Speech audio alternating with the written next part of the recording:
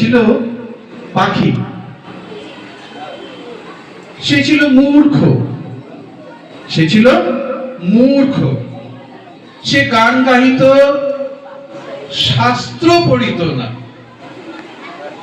রবীন্দ্রনাথ ঠাকুরের তোতা কাহিনী আপনাদের সামনে পরিবেশন করছি। সে গান গাহিত, শাস্ত্র পড়িত না, লাফাইত, ঘুরিত, জানিত না কায়দা কানুন কাকে বলে।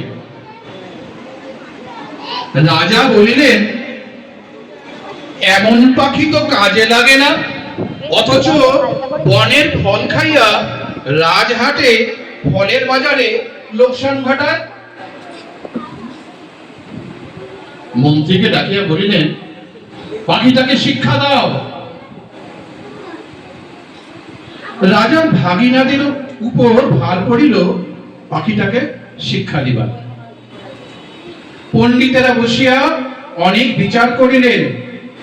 প্রশ্নটা এই, উক্ত জীবে অবিদ্যার কারণ কি? সিদ্ধান্ত হইল, সামান্য খড়কুটা দিয়া পাখি যে বাসা বাঁধে সে বাসায় বিদ্যা বেশি ধরে না। তাই সকলের আগে দরকার ভালো করিয়া খাঁচা বানাইয়া দেওয়া। রাজপণ্ডিতেরা দক্ষিণা পাইয়া খুশি হইয়া বাসায় ফিরিলেন। শ্যাকরা বসিল সোনার খাঁচা বানাইতে। খাঁচাটা হইল এমন আশ্চর্য যে দেখিবার জন্য দেশ বিদেশের লোক ঝুঁকিয়া পড়িল। কেহ বলে শিক্ষার একেবারে হদ্দমুদ্দ, কেহ বলে শিক্ষা যদি নাও হয় খাঁচা তো হইল, পাখির কি কপাল। শ্যাকরা থলি বোঝাই করিয়া বকশিস পাইল। খুশি হইয়া সে তখনই পাড়ি দিল বাড়ির দিকে। পণ্ডিত বসিলেন পাখিকে বিদ্যা শিখাইতে। নস্য লইয়া বলিলেন, অল্প পুঁথির কর্ম নয়। ভাগিনা তখন পুঁথি লিখকদের তলব করিলেন। তারা পুঁথির নকল করিয়া এবং নকলের নকল করিয়া পর্বত প্রমাণ করিয়া তুলিল। যে দেখিল সেই বলিল, সাবাস, বিদ্যার ধরে না। লিপিকরের দল পারিতোষিক লইল। বলদ বোঝাই করিয়া তখনই ঘরের দিকে দৌড় দিল। তাদের সংসারে আর টানাটানি রইল না। অনেক দামের খাঁচাটার জন্য ভাগিনাদের খবরদারির সীমা নাই। মেরামত তো লাগিয়াই আছে। তারপরে ঝাড়া মোছা পালিশ করা ঘটা দেখিয়া সকলেই বলিল, উন্নতি হইতেছে। লোক লাগিল বিস্তর এবং তাদের উপর নজর রাখিবার জন্য লোক লাগিল আরো বিস্তর। তারা মাস মাস মুঠা মুঠা তনখা পাইয়া সিন্ধুক বোঝাই করিল। তারা এবং তাদের মামাতো, খুড়তো, মাস্তুতো ভাইরা খুশি হইয়া কোঠাওয়ালাখানায় গদি পাতিয়া বসিল। সংসারে অন্য অভাব অনেক আছে, কেবল নিন্দুক আছে যথেষ্ট। তারা বলিল, খাঁচাটার উন্নতি তো হইতেছে, কিন্তু পাখিটার খবর কেহ রাখে না। কথাটা রাজার কানে গেল। তিনি ভাগিনাকে ডাকিয়া বলিলেন, ভাগিনা, একই কথা শুনি।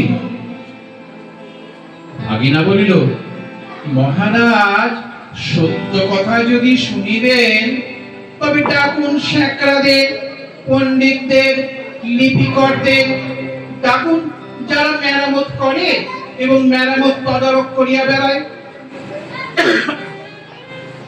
নিন্দুকগুলো খাইতে পায় না বলিয়াই মন্দ কথা বলে। জবাব শুনিয়া রাজা অবস্থাটা পরিষ্কার বুঝিলেন। আর তখনই ভাগিনার গলায় সোনার হার চড়িল। শিক্ষা যে কি ভয়ঙ্কর তেজে চড়িতেছে, রাজার ইচ্ছা হইল স্বয়ং দেখিবেন। একদিন তাই পাত্র, মিত্র, অমাত্য লইয়া শিক্ষাশালায় তিনি স্বয়ং আসিয়া উপস্থিত। দেউড়ির কাছে অমনি বাজিল শাঁখ, ঘণ্টা, ঢাক, ঢোল, কাড়া, নাকাড়া, ঠুরি, ফেরি, দামামা, কাশি, বাঁশি, কাসর, খোল, করতাল, মৃদঙ্গ, জগযন্ত্র।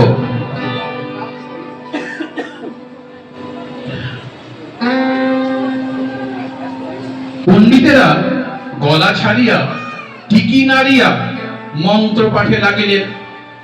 মিস্ত্রি, মজুর, শ্যাকরা, লিপিকর, তদারক নবিশ আর মামাতো, পিস্তুতো, খুড়তুতো এবং মাস্তুতো ভাই জয়ধ্বনি তুলিল।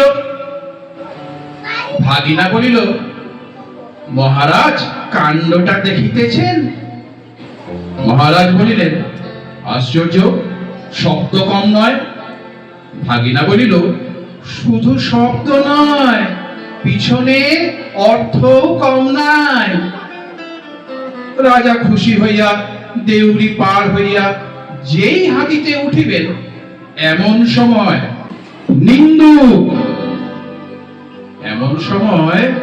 নিন্দুক বেটা ছিল ঝোপের মধ্যে গা ঢাকা দিয়া। সে বলিয়া উঠিল, মহারাজ, পাখিটাকে দেখিয়াছেন কি? রাজার চমক লাগিল, বলিলেন, ওই যা, মনে তো ছিল না, পাখিটাকে দেখা হয় নাই। ফিরিয়া আসিয়া পণ্ডিতকে বলিলেন, পাখিকে তোমরা কেমন শেখাও তার কায়দাটা দেখা চাই। দেখা হইল, দেখিয়া বড় খুশি। কায়দাটা পাখির চেয়ে এত বেশি বড় যে পাখিটাকেই আর দেখা যায় না, মনে হয় তাকে না দেখিলেও চলিবে। রাজা বুঝিলেন আয়োজনের ত্রুটি নাই, খাঁচায় দানা নাই, পানি নাই, কেবল রাশি রাশি পুঁথি হইতে রাশি রাশি পাতা ছিঁড়িয়া কলমের ডগা দিয়া পাখির মুখের মধ্যে ঠাসা হইতেছে। গান তো বন্ধই, চিৎকার করিবার ফাঁকটুকু পর্যন্ত বোঝা, দেখিলে শরীরে রোমাঞ্চ হয়। এবারে রাজা হাতিতে চড়িবার সময় কানমলা সর্দারকে বলিয়া দিলেন, নিন্দুকের যেন আচ্ছা করিয়া কান মলিয়া দেওয়া হয়। পাখিটা দিনে দিনে ভদ্র দস্তুর মতো আধমরা হইয়া আসিল।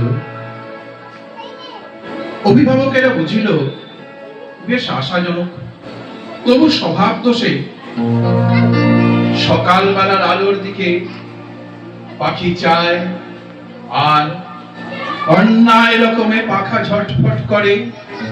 এমনকি একাকি দিন দেখা যায় সে তার রোগা ঠোঁট দিয়া খাঁচার শলা কাটিবার চেষ্টা করিতেছে। কোতোয়াল বলিল, এ কি বেয়াদবি? তখন শিক্ষা মহলে হাতুড়ি আগুন লইয়া কামার আসিয়া হাজির। কি দমদম পিটানি! লোহার শিকল তৈরি হইল, পাখির ডানাও গেল কাটা। রাজার সম্বন্ধীরা মুখ হাড়ি করিয়া মাথা নাড়িয়া বলিল, এ রাজ্যে পাখিদের কেবল যে আক্কেল নাই তা নয়, কৃতজ্ঞতাও নাই। তখন পণ্ডিতেরা এক হাতে কলম এক হাতে সরকি লইয়া এমন কাণ্ড করিল যাকে বলে শিক্ষা। কামারের পশার বাড়িয়া কামার গিন্নির গায়ে সোনা দানা চড়িল, এবং কোতোয়ালের হুঁশিয়ারি দেখিয়া রাজা তাকে শিরোপা দিলেন। পাখিটা মরিল। কোন কালে যে কেউ তা ঠাহর করিতে পারে নাই। নিন্দুক লক্ষ্মী ছাড়া রটাইল, পাখি মরিয়াছে। ভাগিনাকে ডাকিয়া রাজা বলিলেন, ভাগিনা, একই কথা শুনি। ভাগিনা বলিল, মহারাজ, পাখিটার শিক্ষা পুরা হইয়াছে। রাজা শুধাইলেন, ও কি আর লাফায়? ভাগিনা বলিল, আরে রাম, আর কি ওরে? না। আর কি গান গায়? না। দানা না পাইলে আর কি চেঁচায়? না না। রাজা বলিলেন, একবার পাখিটাকে আনো তো দেখি। পাখি আসিল, সঙ্গে কোতোয়াল আসিল, পাইক আসিল, ঘোড়সওয়ার আসিল। রাজা পাখিটাকে টিপিলেন, সে হা করিল না, হু করিল না, কেবল তার পেটের মধ্যে পুঁথির শুকনো পাতা খসখস গজ গজ করিতে লাগিল। বাহিরে নব বসন্তের দক্ষিণ হাওয়ায় কিশলয় গুলি দীর্ঘ নিঃশ্বাসে মুখরিত বনের আকাশ আকুল করিয়া দিল।